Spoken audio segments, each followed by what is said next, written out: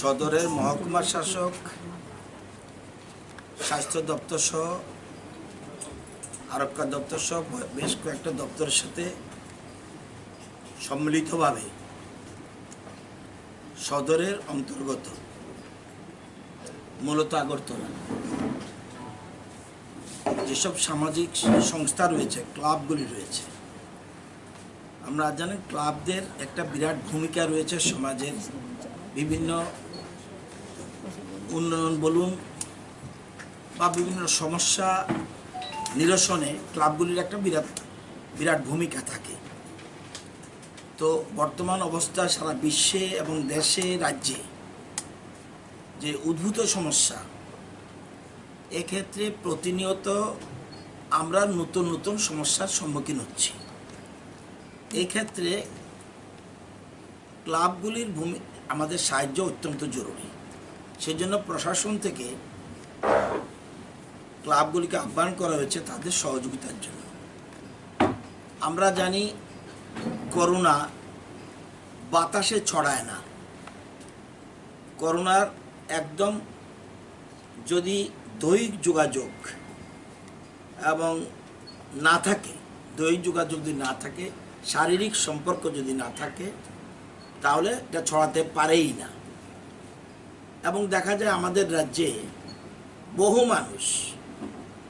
রাজ্যের বহু মানুষ দেশের বিভিন্ন প্রান্তে রয়েছে, বিদেশেও রয়েছে। আবার অন্যান্য রাজ্যের মানুষ যেমন ব্রিকলি, ইটভাটাতে বা অন্যান্য জায়গায়, আগরতলা শহরে বিভিন্ন রকম যারা নির্মাণ শ্রমিক, আমরা যে বিল্ডিং করি এগুলি নির্মাণ শ্রমিক, বা গোলবাজারে বিভিন্ন রকম রয়েছে, এরা বাইরের লোক রয়েছে। আমাদের রাজ্যে রয়েছে অন্য রাজ্যের মানুষ ত্রিপুরাতে। আবার আমাদের রাজ্যেরও এতদিন জানতাম না, আমরা বিভিন্ন কাজে যাচ্ছে, চিকিৎসার ক্ষেত্রে যাচ্ছে, পড়াশোনার কাজ জন্য যাচ্ছে, আবার কেউ কাজও করছে। ওই রাজ্যের মানুষ যেন আমাদের রাজ্যে কাজ করছে, আমাদের রাজ্যের মানুষও অন্য জায়গায় কাজ করছে। এরা যখন এখন লকডাউন কিছুটা শিথিল হওয়ার পর যখন ট্রেন, প্লেন বা বাস চালু হচ্ছে, তখন দেখা যায় যে এটা অসচেতনতার কারণে অনেকে বাড়িতে, সব জায়গায় না, কিছু কিছু অংশে বাড়িতে ঢুকতে দিচ্ছে না। নিজের বাড়িতে নিজে আসবে, ঢুকতে দিচ্ছে না। তো অথচ এটা কোনো কারণই নেই। এটা ওয়ার্ল্ড হেলথ অর্গানাইজেশন বলছে, বিশিষ্ট বিজ্ঞানীরা বলছে, চিকিৎসকরা বলছে যে বাতাসে ছড়ায় না। সুতরাং আমি যদি ঘরের মধ্যে, এই জন্যই ওয়ার্ল্ড হেলথ অর্গানাইজেশন সবচেয়ে গুরুত্ব দিয়েছে, চিকিৎসার থেকেও গুরুত্ব দিয়েছে, বাড়ির মধ্যে যেন আমরা আবদ্ধ থাকি। যদি আবদ্ধ থাকি তাহলে এটা ছড়াবে না। তো এক্ষেত্রে কিছু কিছু জায়গায় এসব সমস্যা এসে না বুঝে, যেমন এখানে আপনার মন্ত্রীবাড়ি রোডেও একটা পত্রিকায় দেখেছি, সেখানে একটা সমস্যা দেখা দিয়েছে। তো প্রশাসন, সরকার তো কয়েকজন ব্যক্তি, সব তো হলো জনগণ। তো এই জন্য ক্লাবের ভূমিকা আমরা অতীতে দেখেছি, বর্তমানেও দেখেছি, তাদের একটা বিরাট ভূমিকা থাকে। এই জন্য তাদের সাহায্য আমাদের দরকার।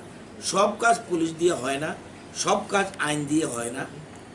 আমি আইন সৃষ্টি করতে পারবো, আইন তৈরি করতে পারবো, আইন লাগু করতে পারবো, কিন্তু সবটা আইন দিতে গেলে শুধু আইনের কচকচানি হবে, কাজের কাজ কিচ্ছু হবে না। তো সামাজিক উন্নয়নের ক্ষেত্রে, সামাজিক সমস্যার সমাধানের ক্ষেত্রে ক্লাবগুলির বিরাট ভূমিকা।